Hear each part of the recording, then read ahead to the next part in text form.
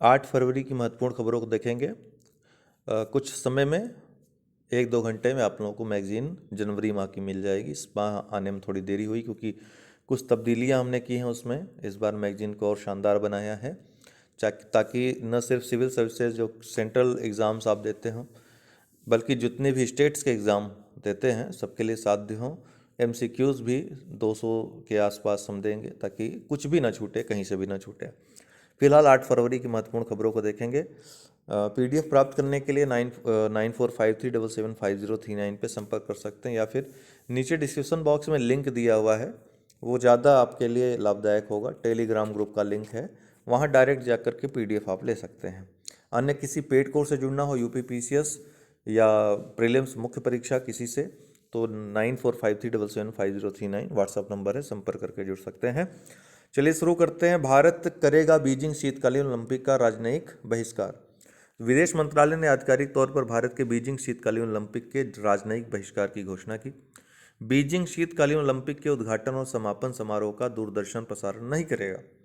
Beijing शीतकालीन Olympic के उद्घाटन और समापन समारोह में भारत अपना दूत नहीं भेजेगा। हालांकि भारत समारोह में भाग लेने के लिए एक एथलीट भेजेगा। ब्रिक्स शिखर सम्मेलन के दौरान शीतकालीन ओलंपिक आयोजित करने के लिए भारत ने चीन का समर्थन किया था। चीन की कष्टप्रद हरकतों के लिए भारत अब अपना समर्थन वापस ले रहा है।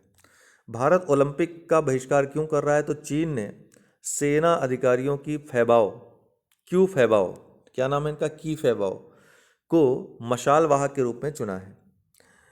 की फैबाओ 2020 में भारत और चीन के बीच गलवान घाटी संघर्ष में शामिल थे। यह दोनों देशों के बीच सबसे खूनी मुठभेड़ों में से एक थी। भारत का मानना है कि चीन की फैबाओ को मशाल वाहक के रूप में चुनकर ओलंपिक का राजनीतिकरण कर रहा है। विवाद की बात करें तो अमेरिका और अन्य यूरोपीय देशों जैसे विश्व देशों ने चीन शीतकालीन ओलंपिक का बहिष्कार किया है। वे चीन के खराब मानवाधिकार रिकॉर्ड के कारण बहिष्कार कर रहे हैं। अमेरिका चीन में उइगर और अन्य मुस्लिम अल्पसंख्यकों के खिलाफ जबरन नसबंदी अभियान और सामूहिक नज़रबंदी शिविरों के खिलाफ है। लेकिन ध्यान रखिएगा, भारत ने इन कारणों से बहिष्कार न करके भारत का जो कारण है वो पर्सनल राजनीतिक कारण है। केंद्रीय मंत्री अश्विनी वैष्णव ने किया NITI Aayog K fintech open summit का शुभारंभ। तो नीति आयोग ने फोन पे, AWS और EY के सहयोग से 7 से 28 फरवरी के बीच 3 सप्ताह तक चलने वाले वर्चुअल समिट फिनटेक ओपन का आयोजन किया है। केंद्रीय रेल, संचार, इलेक्ट्रॉनिकी और सूचना प्रौद्योगिकी मंत्री अश्विनी वैष्णव ने शिखर सम्मेलन का उद्घाटन किया। शिखर सम्मेलन में स्टार्टअप द्वारा बनाए गए नवाचारों और सामना की गई चुनौतियों पर प्रकाश डालते हुए गहन बातचीत, गहन वार्तालाप, वेबिनार आदि संपन्न होंगे। बोपन्ना और रामकुमार की जोड़ी ने जीती टाटा ओपन ट्रॉफी। तो रोहन बोपन्ना और रामनाथन ने फरवरी 2022 में टाटा ओपन महाराष्ट्र का फाइनल जीतने के बाद एक साथ अपना दूसरा ATP वर्ल्ड टूर खिताब जीता। बोपन्ना और रामकुमार ने एडिलेड इवेंट में पहली बार ATP टूर पर एक टीम के रूप में ट्रॉफी जीती। बोपन्ना के लिए उनका 21वां ATP सिंगल्स खिताब था, जबकि रामकुमार के लिए उनकी दूसरी ट्रॉफी है। चीन ने जीता 2022 AFC महिला एशियाई कप खिताब। तो चीन ने 6 फरवरी 2022 को दक्षिण कोरिया को 3-2 से हराकर AFC महिला एशियाई कप का खिताब जीता। चीन ने 2006 में पिछली चैंपियनशिप के बाद से अपना रिकॉर्ड 9वां खिताब जीता। दक्षिण कोरियाई महिला फुटबॉल टीम ने पहली बार फाइनल में प्रवेश किया था। AFC महिला एशियाई कप राष्ट्रीय टीमों के लिए महिला फुटबॉल में एक चतुर्भुज प्रतियोगिता है जो एशियाई फुटबॉल परिसंघ से संबंधित है। तेलंगाना के 7 गांवों ने किया SAGY योजना के तहत शीर्ष स्थान हासिल।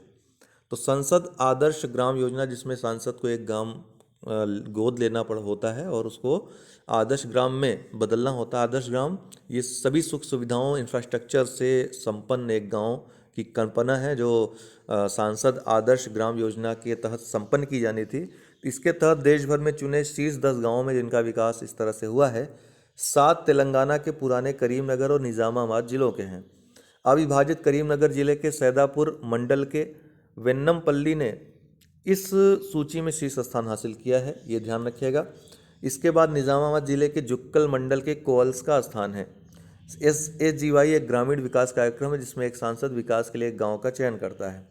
शांति सिंह पंडित बनी JNU की पहली महिला कुलपति। शिक्षा मंत्रालय ने 7 फरवरी 2022 को प्रोफेसर शांति सिंह धूलीपुड़ी पंडित को जवाहरलाल नेहरू विश्वविद्यालय दिल्ली की पहली महिला कुलपति नियुक्त किया। तो पहली महिला कुलपति हैं महत्वपूर्ण है इसलिए 59 वर्षीय पंडित 5 वर्ष की अवधि के लिए कार्यकाल संभालेंगी। वह विश्वविद्यालय अनुदान आयोग और भारतीय सामाजिक विज्ञान अनुसंधान परिषद की सदस्या भी रही हैं। अजूका लैब ने की भारत की पहली स्वदेशी जैव नमूना संग्रह किट विकसित।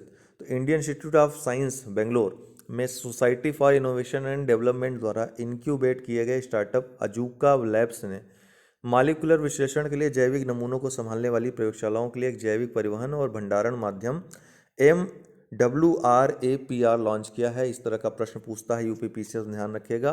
कंपनी का दावा है कि MWRAPR भारत की पहली स्वदेशी बायो सैंपल किट है। यह भारत निर्मित होने वाला एकमात्र मॉलिक्यूलर परिवहन माध्यम है। बांग्लादेश भारत से खरीदेगा 420 ब्रॉड गेज रेलवे वैगन। कौन? बांग्लादेश। तो अनुबंध पर हस्ताक्षर किए जाने के 27 महीनों के भीतर 231 करोड़ तक की लागत वाले समझौते को लागू किया जाएगा। यह परियोजना rolling stock operation improvement project के तहत बांग्लादेश सरकार और एशियाई विकास बैंक के संयुक्त वित्त पोषण से कार्यान्वित की जा रही है। एशियाई विकास बैंक की बात करें तो यह वर्ष 1966 में स्थापित एक क्षेत्रीय विकास बैंक है। इसमें 68 सदस्य हैं। जाहिर सी बात है, एशिया के ही देश नहीं हैं, अन्य रीजन के भी देश हैं। भारत इसका एक संस्थापक सदस्य है। कुल सदस्यों में से 49 सदस्य देश एशिया प्रशांत क्षेत्र से हैं, जबकि 19 सदस्य देश अन्य क्षेत्रों से हैं। 31 दिसंबर 2019 तक एडीबी के 5 सबसे बड़े शेयरधारकों में जापान, संयुक्त राज्य अमेरिका पहले स्थान पर रहे 15.6% के साथ, फिर चाइना का स्थान है और फिर भारत का स्थान है, थोड़ा ही कम है 0.1 में, और ऑस्ट्रेलिया का शामिल है। ठीक, जो शीर्ष 5 बड़े शेयरधारक हैं, तो इसमें भारत का स्थान चौथा आता है। जापान, संयुक्त राज्य अमेरिका पहले पे हैं, फिर दूसरे पे चाइना है, तीसरे पे भारत है। उद्देश्य एशिया में सामाजिक आर्थिक विकास को बढ़ावा देना। मुख्यालय कहाँ है? मनीला, फिलीपींस में। मनसुख मांडविया जो स्वास्थ्य मंत्री हैं, उन्होंने किया नई दिल्ली में सघन मिशन इंद्रधनुष 4.0 का शुभारंभ। कहाँ पर किया? नई दिल्ली में। इसका उद्देश्य देश में बच्चों, गर्भवती माताओं को गंभीर बीमारियों से बचाना है।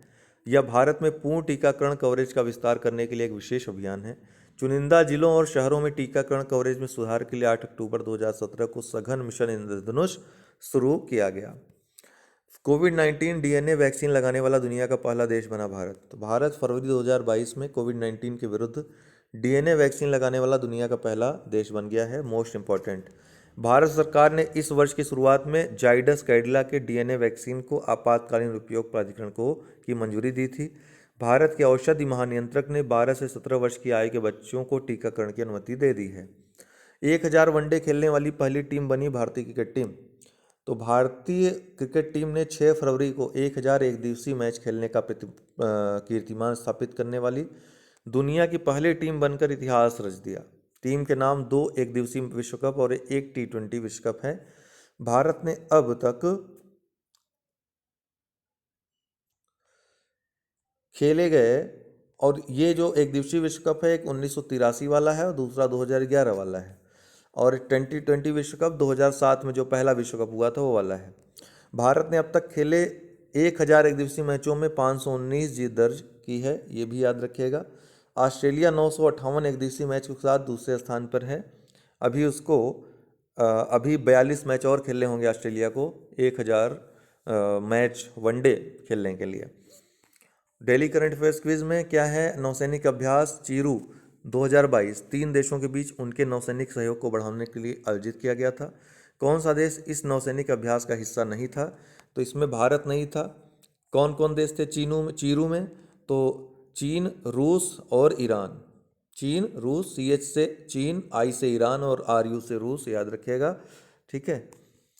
IMF के अनुसार 2022 में अनुमानित वैश्विक GDP विकास अनुमान क्या है? तो 4.4% है। IMF ने, अंतर्राष्ट्रीय मुद्रा कोष ने यह अनुमानित किया है। टाटा 2023 के लिए 3.8% है, ये भी याद रखिएगा। टाटा समूह ने ब्रॉड फाइनेंस 2022 ग्लोबल 500 रिपोर्ट में भारत से सबसे मूल्यवान ब्रांड के रूप में शीर्ष स्थान हासिल किया है। ब्रांड की वैश्विक रैंक क्या है? भारत की तरफ से सबसे शीर्ष है। वैश्विक रैंक क्या है? तो 78वीं है। संयुक्त समुद्री अभ्यास पश्चिमी लहर XPL 2022 किस नौसेना कमान द्वारा आयोजित किया गया था? तो ये पश्चिमी नौसेना कमान द्वारा आयोजित किया गया था। भारत ने किस देश से 203 असॉल्ट राइफलें खरीदने का अनुबंध किया है और भारतीय सशस्त्र बलों की को कितनी राइफलें प्राप्त हुई हैं। देखिए AK, जहाँ पे AK-47, AK-56, ये जो AK शब्द आएगा याद रखिएगा ये रसिया का होगा, तो रूस है और 70,000 यहाँ से ये राइफलें प्राप्त होंगी सशस्त्र बलों को। स्पेस एक्स रॉकेट के एक हिस्से के निम्नलिखित में से किसमें दुर्घटनाग्रस्त होने की संभावना है।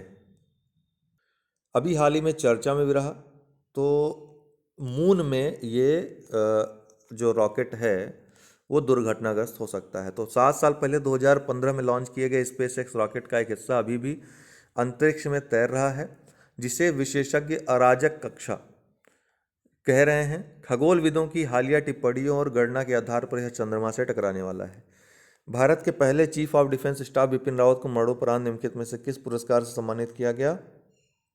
तो इनको पद्म विभूषण के पुरस्कार से सम्मानित किया गया है, ये वाला राइट आंसर। IMF के नवीनतम विश्व आर्थिक दृष्टिकोण के अनुसार वित्त वर्ष 2022 में भारत की अनुमानित GDP विकास दर क्या है। तो 9% है, ठीक है, 9% अनुमान। पहले 9.5 था, फिर घटा करके अभी 9% कर दिया है 2022 के लिए।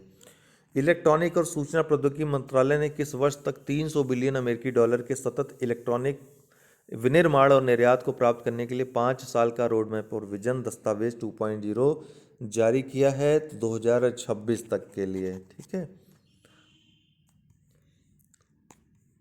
ब्रॉड फाइनेंस 2022 ग्लोबल 500 रिपोर्ट के अनुसार कौन सा ब्रांड 2022 में दुनिया का सबसे मूल्यवान ब्रांड बनकर उभरा है दुनिया का। तो ये है एप्पल, ठीक है। तो आज के लिए इतना ही दोस्तों, बहुत बहुत धन्यवाद।